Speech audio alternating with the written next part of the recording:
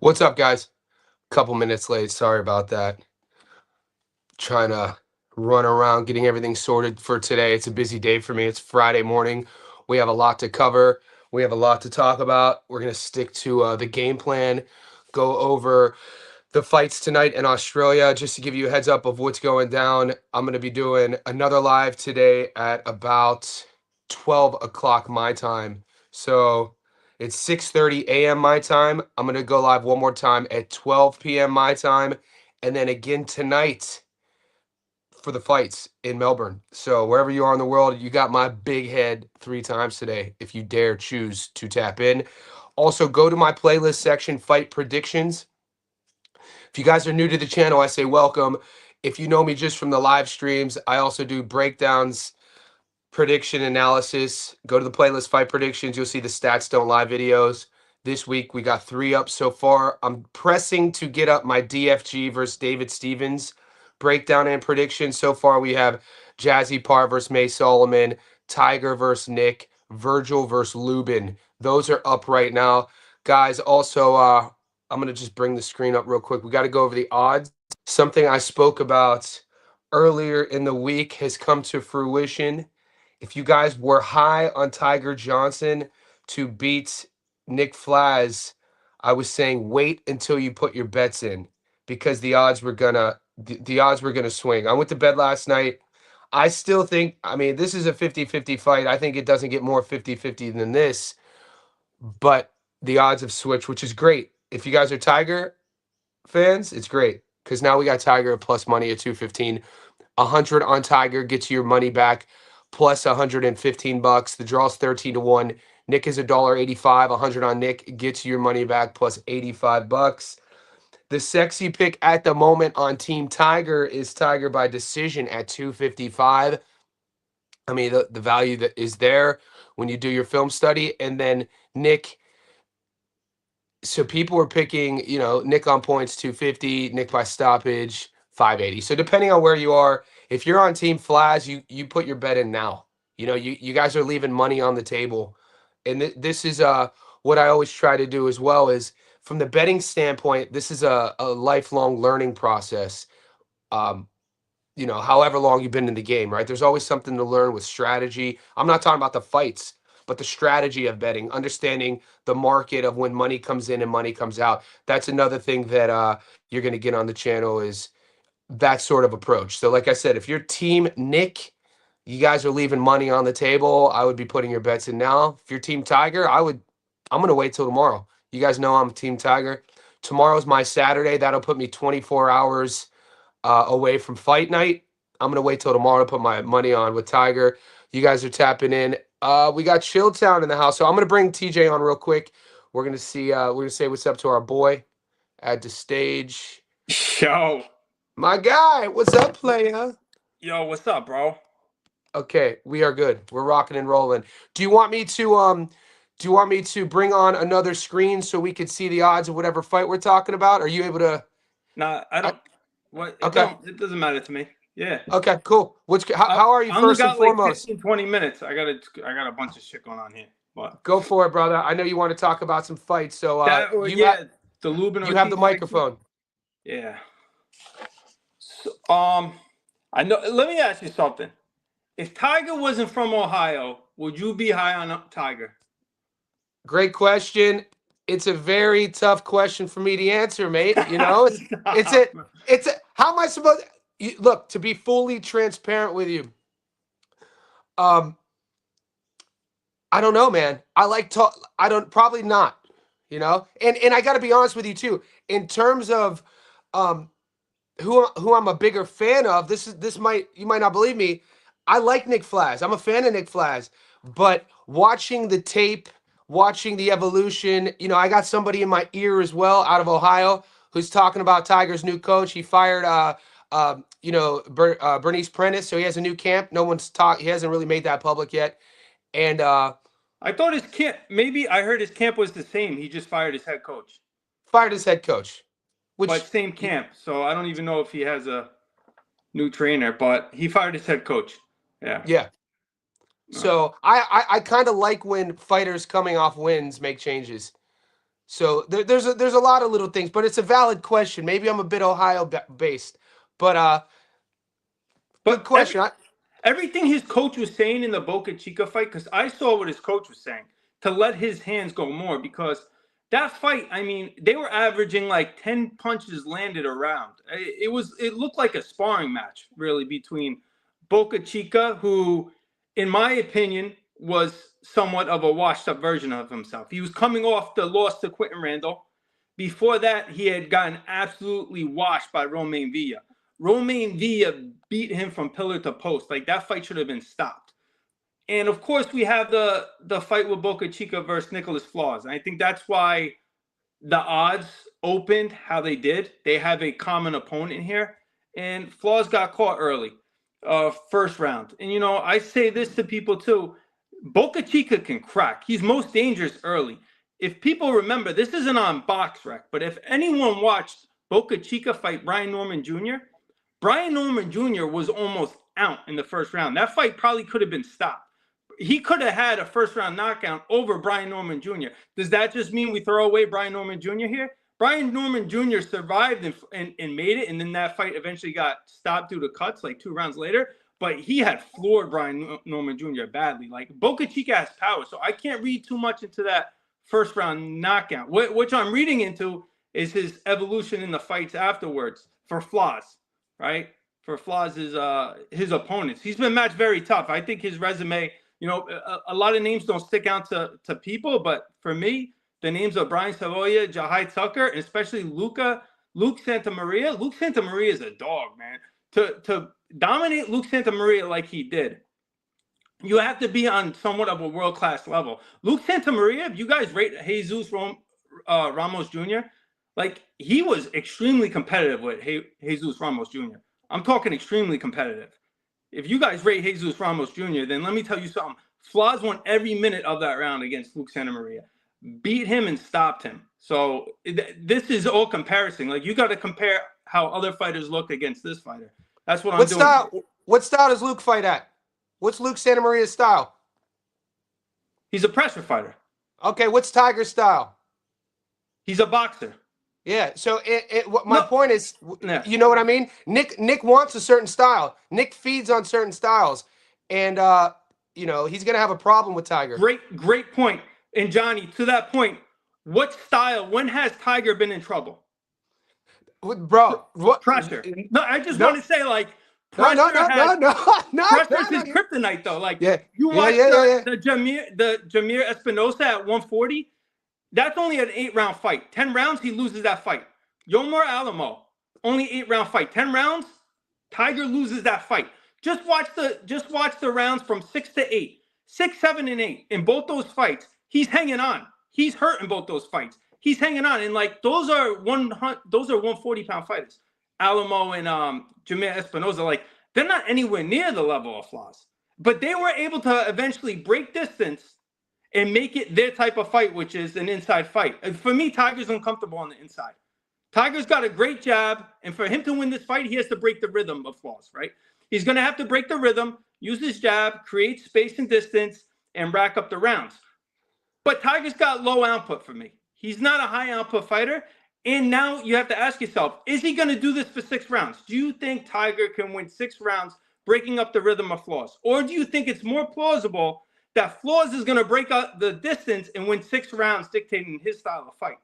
So I see why it's 50-50, because you got 2 clashing styles here. Yeah, I see. I really think that, me personally, I'm looking at Tiger Johnson here as just how I looked at Richardson Hitchens going into the George fight. I think what Tiger's missing is that sort of matchup to where we get to see him being challenged and tested. He's confident enough to bring out all these tools and skills that people have been with him since the amateurs. They all know that he has. I think he's going to have the speed advantage. I like his backhand. I don't like Nick's movement on you know, coming in and out. And dude, I wouldn't be shocked if Tiger dominates him. That's what I'm seeing. That's what I'm seeing here, man. I think people are sleeping on how good Tiger Johnson is. Okay. I can't even mention Tiger's name in the same with Africa Hitchens. I'm just, let me I'm not comparing the two. I'm comparing think about the zeitgeist.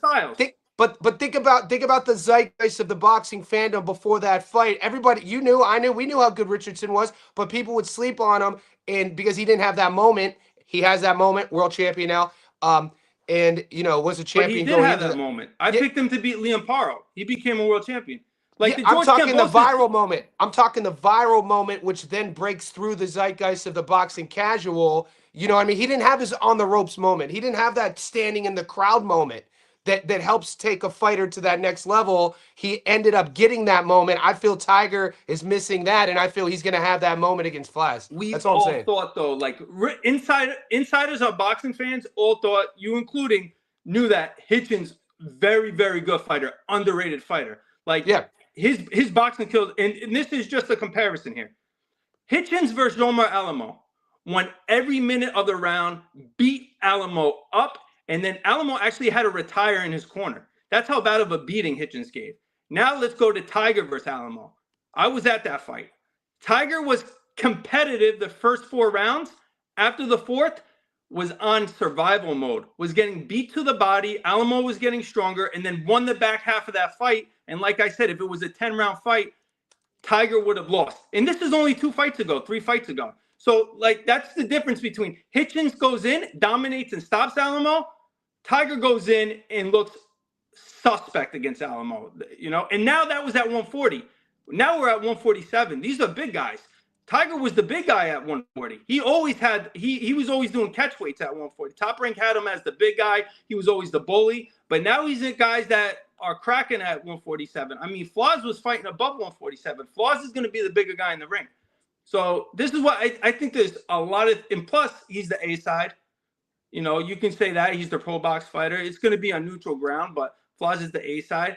I'm just seeing a hard time of Tiger being able to keep Flaws off of him, just because the tape tells me he hasn't been able to keep lesser guys off of him.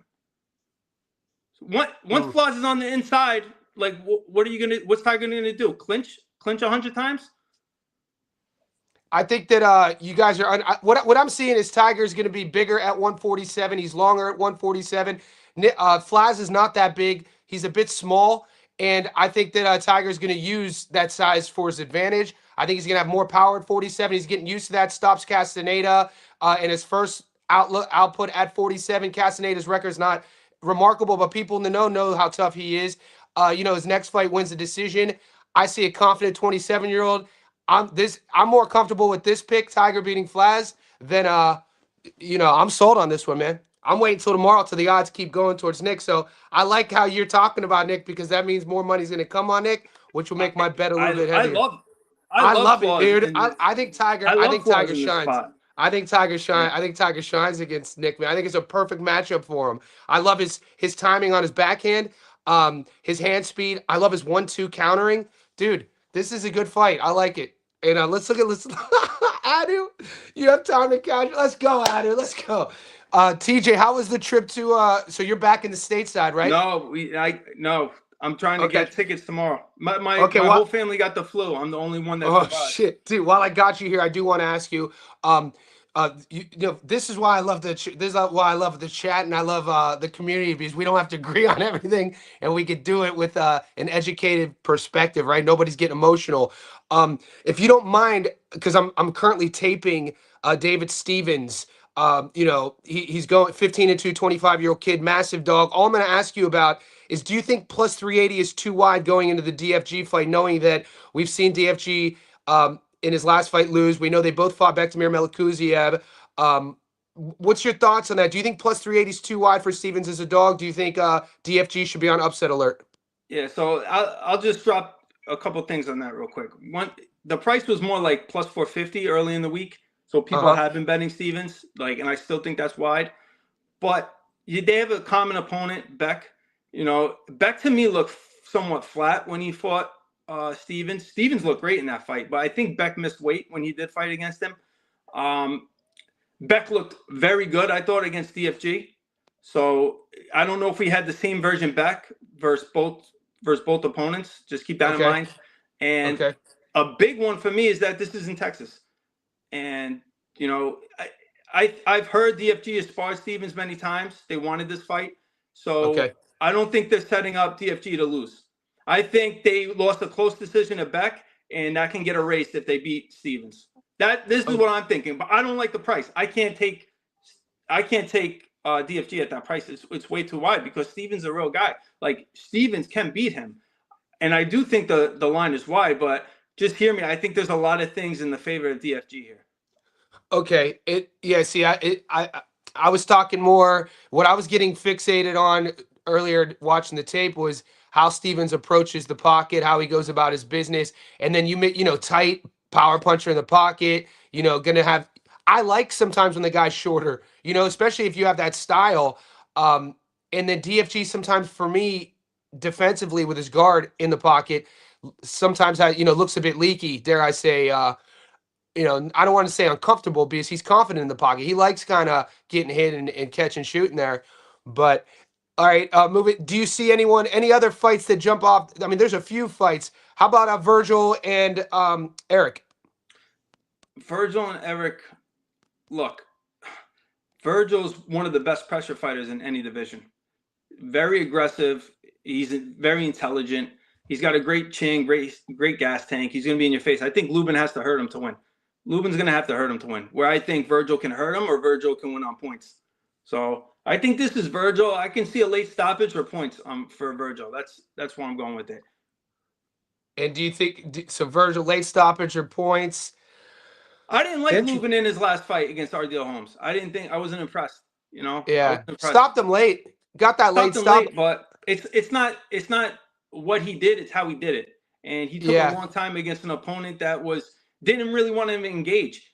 Holmes was pity patting. Like Vergil would have had that version of Holmes out within 7 rounds. I think 6 or 7 rounds. Holmes also was the undefeated fighter, but if anyone watched the Wendy Toussaint fight, they did some home cooking there, and they stopped that fight early. Wendy Toussaint was on his way to beating Holmes. I remember that fight vividly because I had money on Holmes, and I got away with one there.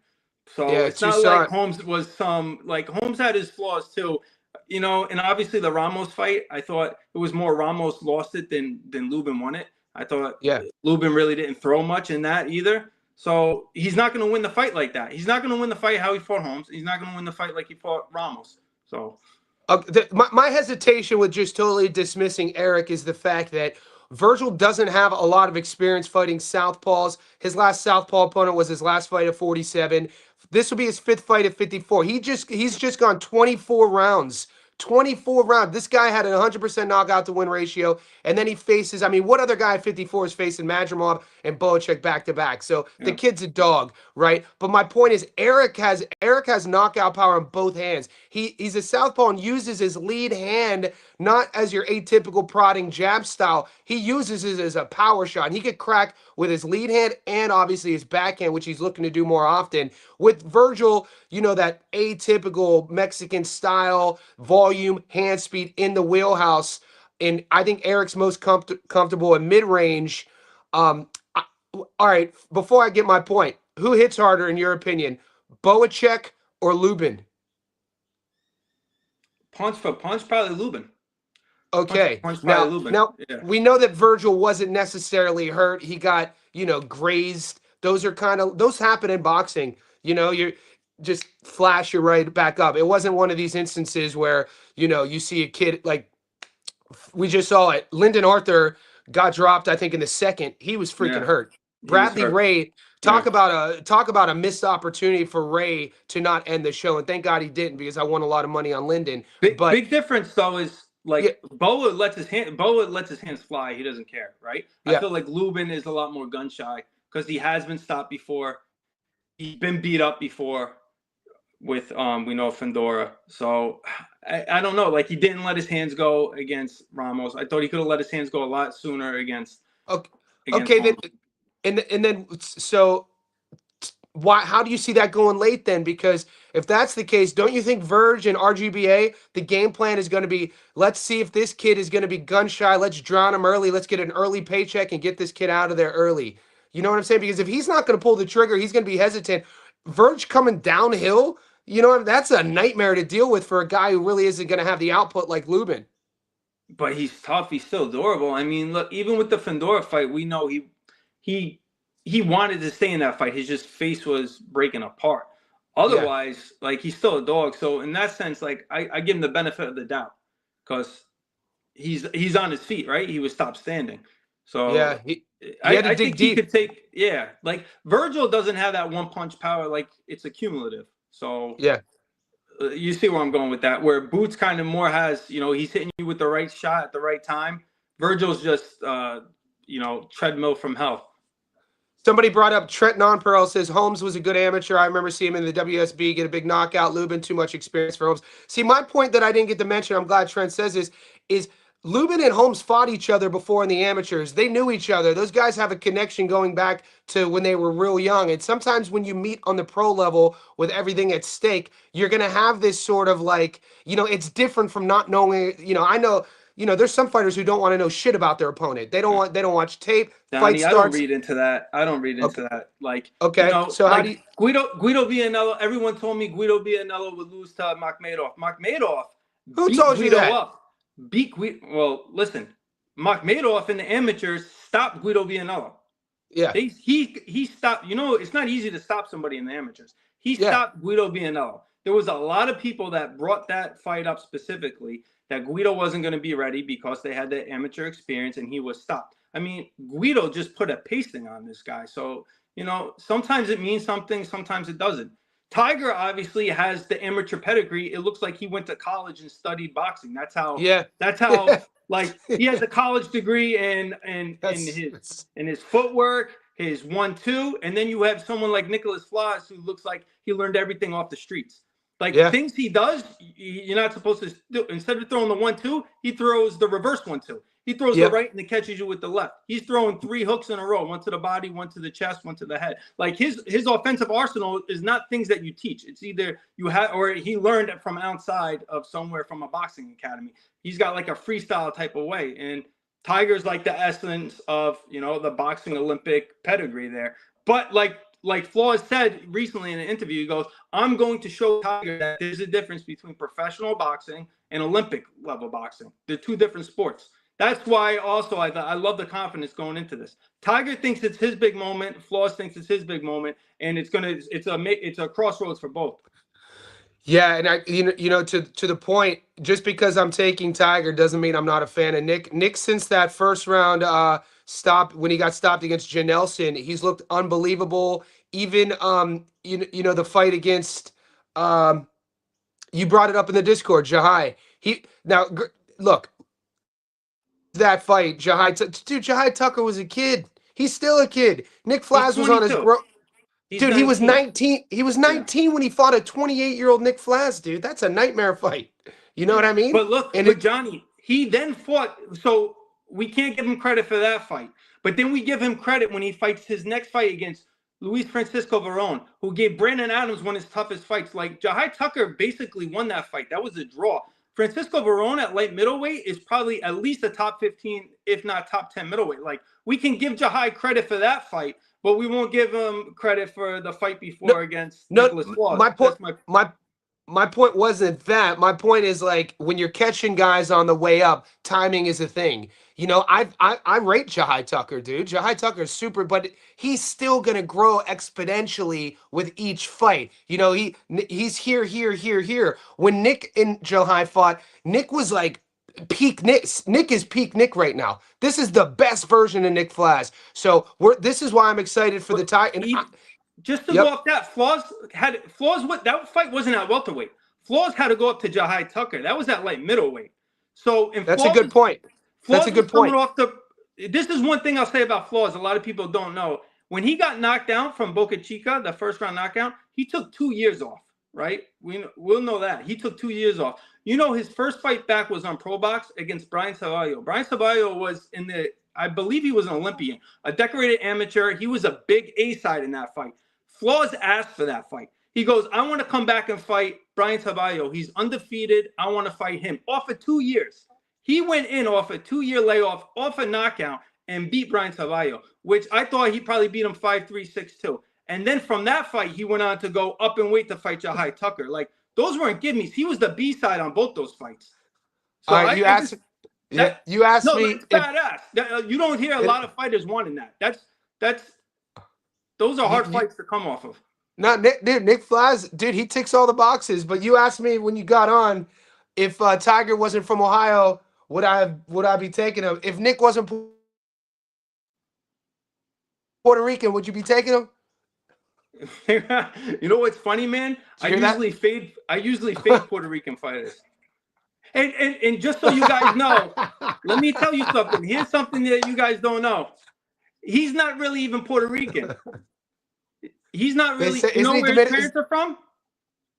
Is he Dominican? His parents are Dominican. He just Yeah, happened to be born in Puerto Rico. He's really Dominican. Don't let him I fool knew you, that. man. I knew He's that. really Dominican. Yeah. Yeah, The yeah, same but with Abraham Nova. Abraham Nova's parents are Dominican also, but you get a lot longer in the boxing world promotionally if you fly yeah, Puerto Rican flag right now. So yeah. No, no, but no, no, man. I used to go. I used to go to the DR a lot, man. We used to go to the Dominican a lot. People don't realize that little island. I mean, you could see Puerto Rico from uh the DR, but it's Haiti as well. So you have this little island that's divided by religion. The South Island is like voodoo side Haiti, and the northern part of the island, the DR, is different. But it's an interesting thing about what. So you say the Puerto Rican flag due to promotional. I mean, Dominicans had some great fighters, wasn't? now, so yeah, of course. I No, mean, okay, look, yeah. I've heard stories where they wouldn't pick up certain, like this is a few years back. Like, obviously, Puerto Rican has a history of boxing. Dominican doesn't. Dominican is big with baseball. So yeah. when you're promoting boxing, it's all about getting seats in, selling tickets. Top Rank especially was big with promoting Puerto Rican fighters. So that's all that is about. But he was born in Puerto Rico, but his parents are Dominican. All right, so the move for you. So you're playing Nick. Are you playing Nick just on the money line? I like flaws on the money line. I Uh think huh. he'll eventually get past that jab by the second or third round. Listen, Uh if huh. if Tiger's on his back foot, how long is he going to be on his back foot for? Tiger's It's a going to be tech. on his back foot, and then I see flaws taking over. I think he's so offensively gifted. And I think he works the body well. I've seen Tiger, so many red flags with Tiger. I've seen him wince from body shots and wince from overhand rights. And Floss has been on fire right now. So I couldn't even see a late stoppage. I could see Floss breaking them down. If Mm. this fight starts early in the center of the ring, Tiger's done. Tiger does not have an inside game. He only has one way to win it, and that's on the back foot, trying to steal rounds off his jab and right hand. That's going to only work for so long. I think Floss is going to figure it out, and it's going to be downhill. Floss, this is crazy. He reminds me a little bit of a Matias with better angles, better coordination, and like a craftier sense of punch selection. It's going to sound crazy, but it reminds me of it. No, I heard it this week. Somebody actually compared Nick to a poor man's Matthias. I don't know. See, when I look at Flaz's game, I see a lot of holes. I see a guy who doesn't hide any of his entrances. I see a guy who's predictable. I see a guy, when you're talking about somebody who's an accurate puncher and somebody who's more technical, I see a guy who's food for that style. So it's going to be interesting. I think Nick's sort of lack of technique is going to be his downfall. And we'll see how he handles getting touched up, and we'll see how he handles being down on the cards. That desperation, in my opinion, could lead to him getting stopped late. So there's two sides to every coin, and I'm actually, like I said, Tiger's team chose this fight. It wasn't like they were running from this fight. Tiger's camp feels that they think they have a generational guy at 47. You know what I mean? And we'll see. We'll know after this fight. But Thanks, Johnny. yeah, Johnny, thanks for having me on, man. I got to you're run, all right? all right, kid. You be I'll good. Good talk to luck you, this brother. weekend. All right, be All good. right. All right, guys. So if you are in the Discord, that was Nick. That was TJ. Or, that was TJ from Chilltown Boxing. He's a beast. It's another example. We don't have to agree, but we could do it. We could do it educationally. Respectfully. We could respectfully disagree. No swearing. You guys notice that? No insults. No, like And this is my goal with the channel, is always the community aspect. So guys, if you're in the Discord and you want to come on right now, the link is in the Discord. If you guys want to join our boxing Discord, the link is pinned here. Johnny Says Insiders. You join on YouTube. It's a couple bucks a month. That's how you get into the Discord. I'll bring up the Discord now. I'll take some of your questions. DJ says he thinks Flaz has better skills than Matthias. Uh, there are some comparisons. Um, I just think that for every pro and con to every fight style, it goes both ways. You know, when we're putting our money, our hard-earned money on a fighter, it's important. It's sort of superstitious for us to have to go all in on the fighter that we're betting on. And you don't want to give the other guy any credit. But that's just not how I roll. You know, the way I bet is I start with the guy I'm betting against. I start with the compliments, and then I work my way back to the guy that I have my money on. If that makes any sense to you guys, I'm the weird one. Guys, like this video for me, subscribe. If you haven't already got to the Discord, do it. We're floating between 40 and 70. We're 30 minutes in. I'm going to stay on for at least another 25 minutes to give you guys a heads up the rest of the day. It's 7 a.m. in Sydney. I have clients downstairs in my gym at 8 a.m., 9 a.m., 10 a.m., and 11 a.m. I'll be going live again at 12 p.m. And then I have another client downstairs at 1.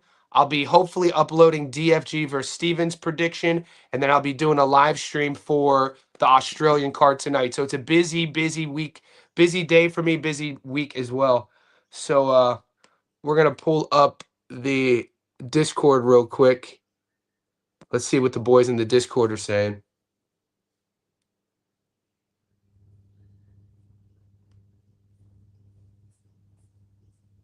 Scared money don't make money.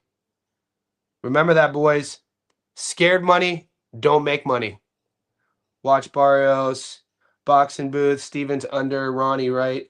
He's definitely live, but his chin is suspect. So the boys are talking about David Stevens here. He's going to knock out Darius. Bricks thinks that he's going to knock out Darius. Mark my words. Does anybody know if the weigh-in will be streamed on them? So guys, this is our Discord right now. We have about 270 Johnny Says Boxing Insiders signed up to the Discord. We started about 13 weeks ago. And as you can tell, it's not just boxing. We have, these are my picks that you guys get. These are the bet slips when the boys win. UFC, MMA here. Basketball is popping. NFL is popping with college football. Shout out to Gil, my moderator. He has that hockey channel on lock. This is a level 3 membership for the fitness boys that I do. I'm a strength and conditioning coach. So I have a level of membership if you guys want to get fit and learn how to train. This is the level 3. Soccer is in there, and then we got a study area and then a bunch of other stuff. So there it is. High interest. I'm going to do my shot. What's up, high interest, my guy? Hopefully you're doing well. Appreciate the support. Sal's, but what's good, Johnny? I see in Vergil getting dropped plus 500, I believe. Ooh, nice little prop bet, Sal. I like it. I mean, why not? Will there be a knockdown in Vergil versus Lubin? Let's play that real quick, Sal. I'll bring up the odds. I think that's a really fun prop to play, especially considering both men's style. Johnny, but Vergil didn't get dropped in his last fight. And Vergil, you know, you don't have, let's see what it is either guy to be dropped.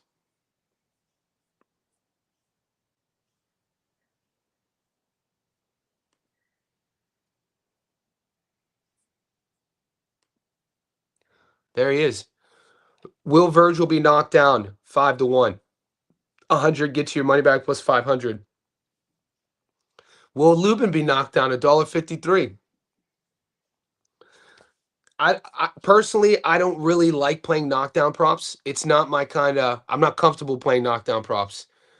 I'm not like confident going into it. You know what I mean? To be knocked down and win. Wow. Vergil to be knocked down and win. 1150. Huh. Interesting. Boxing fan. Tell these boys to hit the like. You know? Dust your shoes off. Hit that shoulder when you're coming in. Follow Mike TV. Mike's getting ready for his fight. 10-0 pro out of the UK. He's going to increase his record to 11-0. He fights first week in December. Follow Mike TV if you're in the UK. Go see his fight. Support the young fella. Johnny, do you think hand speed will be the difference in the Tiger fight? I think so. Hand speed, timing, accuracy. Now, look, guys, Tiger's in. This is a close fight, man. I'm not saying Tiger's going to wash Nick. I'm a fan of Nick Flaz. Nick Flaz is a tough out for anybody. This version of Nick Flaz is the best Nick Flaz. If this version of Tiger isn't the best version of Tiger, he's going to lose. You guys would be like, why are you betting on Tiger then? Because sometimes you have to believe in a fighter. I've watched Tiger since the amateurs, and everything that TJ was saying about Tiger, the downside I pushed back on. You know what I mean? And everything that he was saying he liked about Nick, I told him the opposite about Tiger. This is boxing. This is, these are the facts. He said that he doesn't like Tiger's inside game. I mean, what isn't to like about Tiger's inside game? He doesn't. I think he doesn't like Tiger's optics. There's a couple times where Tiger's optics in the inside, maybe he didn't look as comfortable. But like I said, he's 100% going in against the best version of Nick. Nick is going to look great in this fight. I'm banking on that Tiger's going to look great. Boxing, and like any other sport, the higher the competition, if you are that dude, will bring the best out of you. You don't make it to a level in the amateurs, you don't make it to a level in the pros without being able to step up in competition, without being able to perform on the. This is Tiger's first main event. This is it. Let's see it. Let's see it, Delonte. And I'm banking on that he's going to show up and show out. I think people really underrate him. There's a tournament on here this weekend. The odds are okay. A tournament. No shit. I'm going to check it out, Mike. I didn't know that. Looking forward to the Aussie card. Me too. This Aussie card is great. We covered all. I told you guys there's 4 fights that are being offered. I put up my parlay in the Discord. It's pays 340. So on the money line, you guys know I like Jazzy, I like Fatih, and I like Turner. I'm not playing the 4th fight, guys. Like the main event, Bala versus Sergey Vorbev. I watched the weigh-ins. Bala struggles on the scales. Vorbev, I don't even know how he makes weight. This looks like a fitness modeling competition, this main event, in terms of the boys are both in proper shape. I've seen both of them not look good before live. So I'm not betting the main event. These are my bets. And if you want to get sexy, method of victory, I like Jasmine Parr by decision. I like Munir Fatih by stoppage. And I like Mariah Turner. I'll probably just stick with the odds there. Maybe a decision. 147 is fine with me to stick there. Let's see Jasmine by decision. Yeah, $1.45. So I like Jazzy by decision at $1.45. This is if you're playing method of victory. I like Munir by stoppage, $1.81. This will be my prop of the week. So $1.81. This is going to be akin to, a couple months ago, we got Joshua Kelly to stop Flavio Bea at $1.90. I put, I think, 500 on that, and we got almost 500 back. I'm going to go equally as heavy. I like Munir Fatih to stop, and I love these odds. $1.81. So that's going to be my prop of the week. That's tonight. I've seen Fatih fight a couple different times. He has a lot of energy about him. He's coming off that Wade Ryan stoppage victory, impressive on the undercard of Cesar Vaca, Sam Goodman.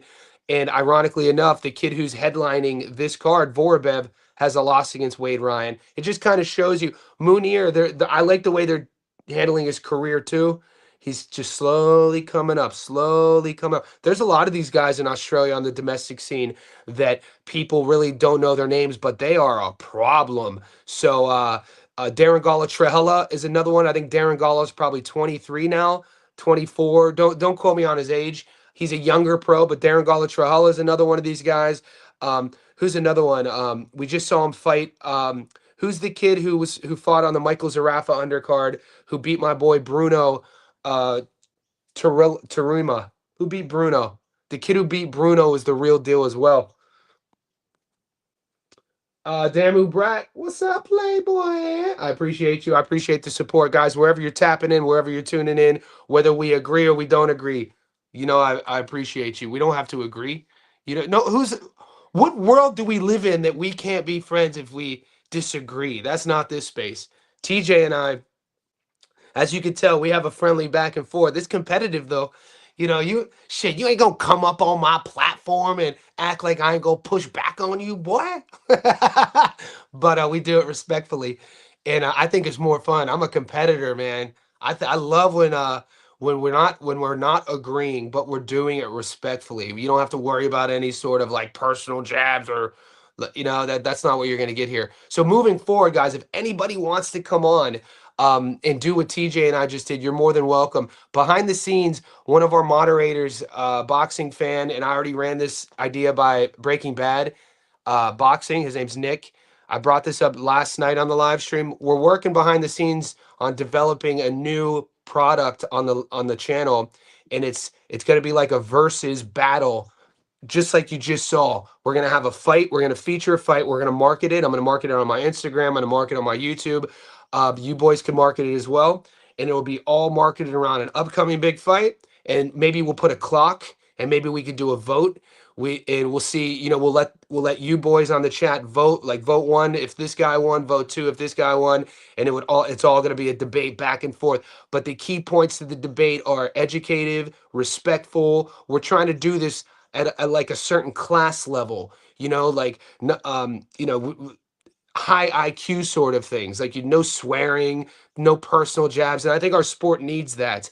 When you look around on social media channels, and I'm not trying to throw shade on anybody, but unfortunately, we live in the day and age of virality and somebody's mic dropping on somebody and people are just talking like they have an IQ of 14. That's not what we want. We want to grow our sport by doing it the right way, the proper way, like you just saw with TJ and myself, coming at it with facts, coming at it with historical points, coming at it with knowledge, and more importantly, coming at it with respect, not only for the guy you're debating, but respect for the game and respect for the chat. Because that's something that doesn't get spoken. You guys don't want to be around two people swearing and talking trash. That negatively impacts everybody involved without you even knowing it. So that's where we're at. Stay tuned. I appreciate boxing fan. Yeah, boxing fan moderator, man. He's a valued asset. Yes, write this kid's name down, Rita. Ahmad Rita, stud. Man, I got to see him fight live. I'm a fan, dude. How he handled Bruno was very impressive. I had Bruno going to that fight. Bruno had been in there with some world class guys, and Ahmad Rita is a young kid. And I put Munir. He's younger in the approach, but you throw him into this category of domestic fighters in Australia that aren't household names. That hopefully I think one of the good things that have come from Tim Tszyu leaving Australia, this isn't supposed to sound controversial, but No Limit Promotions have gotten away way too long with having a monopoly on the marketing of Australian fighters, and a lot of guys and girls haven't been marketed properly because of No Limit's one-sided approach to certain fighters. We know that, right? And hopefully with No Limit, Tim leaving, and there's room for finally other and there's other promotions. Shout out to SLB. The put it this way, the guy promoting the card tonight in Melbourne. This is why the odds aren't 18-1. This is why you're seeing fights that are you know even $1.27. You're seeing 50-50 fights. If this were a no limit card, Jazzy Parr. This is the first fight I've seen Jazzy fight an opponent other than Shannon O'Connell. Look at Jazzy's last few opponents. 15-1. And so this is a testament to the promotional company. And my point is, hopefully moving forward, the guys like Ahmad Rita, guys like Munir Fatih will have more opportunities within the country to then expand their brand and get opportunities on the world stage. Australia has a lot of really, really talented fighters that people don't know about because we're kind of in a bottleneck.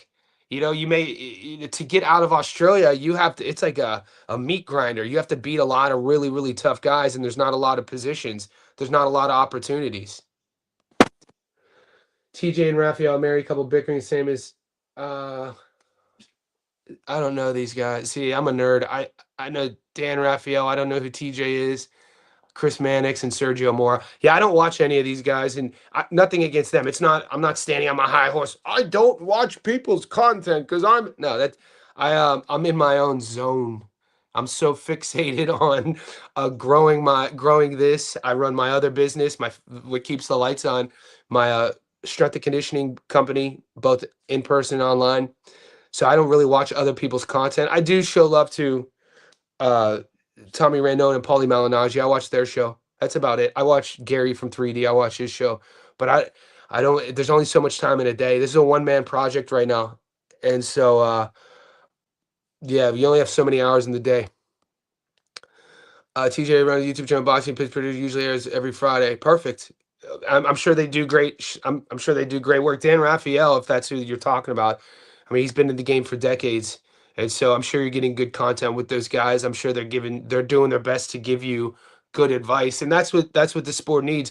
We don't need people giving you certain takes just for the sake of going viral. Boxing, people die in our sport. You know what I mean? You could die in the ring. So I come at that with a revelry and sort of an admiration. Being around boxing since I was a kid, since I was 7. I'm 43 now. I reference that because the time in work is like you should handle this with a certain respect.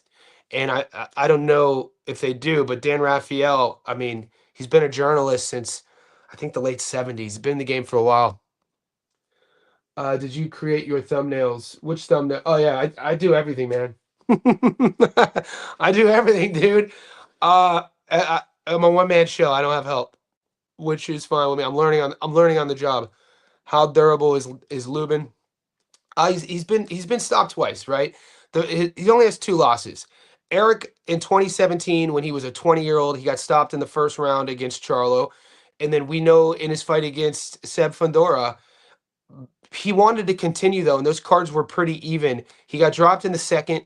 He dropped Seb in the 7th. The fight gets stopped in the 9th due to swelling. He's a beast, man. He's durable. Eric is a dog, man.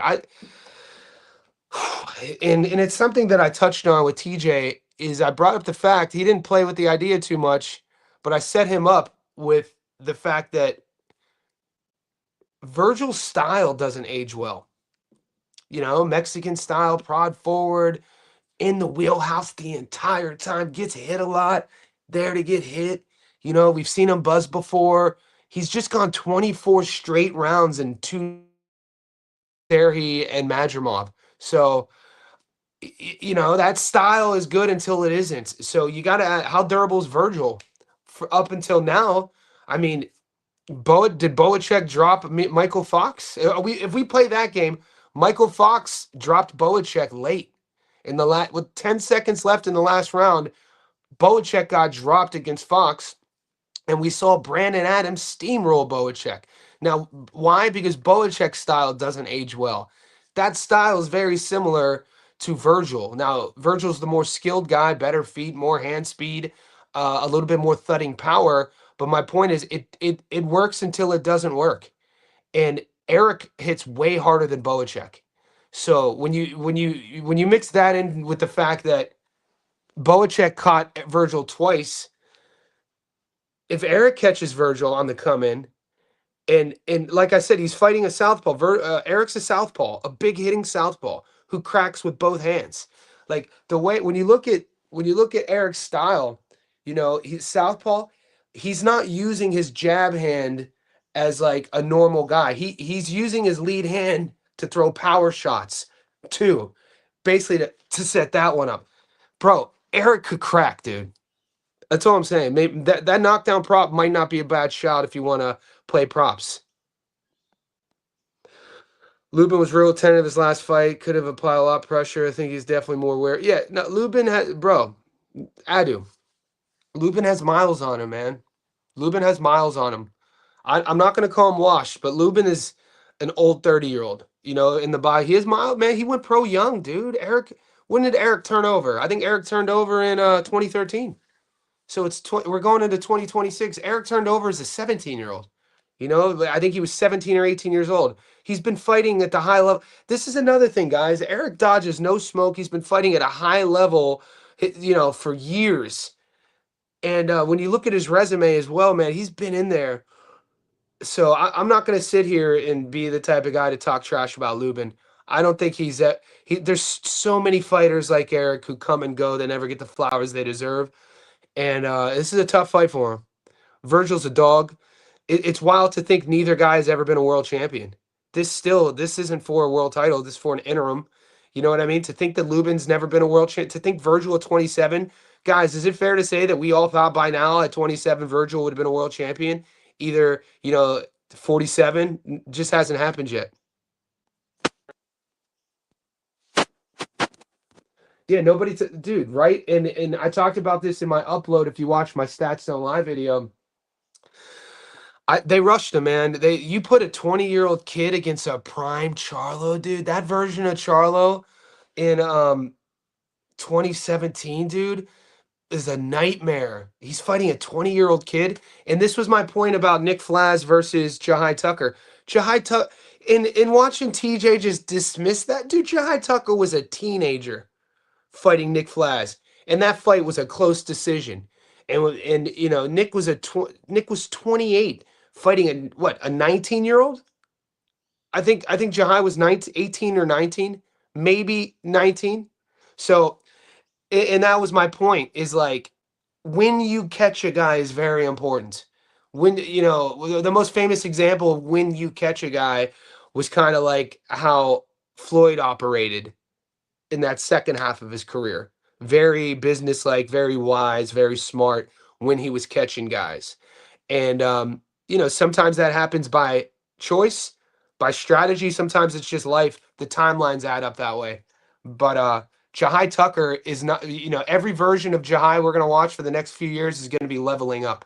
I'm a fan of Jahai, but that kid fighting, dude, that kid fighting Nick Flaz as a teenager is insane. So I don't give that much credence to Nick beating a teenage Jahai Tucker, considering Jahai Tucker's not his complete package yet. You guys see what I'm saying, guys? I gotta wrap this up. Let's be honest, Lubin. I didn't think so. I thought Ramos beat him. I'm not lying to you. I'm a fan of Jesus Ramos, man. Where's he been at? He's moved up from 54 to 60. We haven't seen him. I'm a fan, dude. Jesus Ramos is a nightmare. I want to see how he looks. Maybe he's recovering from injuries. I don't know. But I thought Ramos beat Lubin. Yeah, Lubin. Eric's a real warrior, man. Guys, I'm gonna wrap it up. I'm going live 2 more times today. You guys got me at 12 p.m. So I'll be live again in 4.5 hours. I'll set it up so you guys can see. And then I'll be live for the fights tonight in Australia. And fingers crossed I get my DFG versus David Stevens prediction uploaded. If you guys haven't watch my Jazzy Parr versus May Solomon upload. Watch my Tiger versus Flaz upload. And watch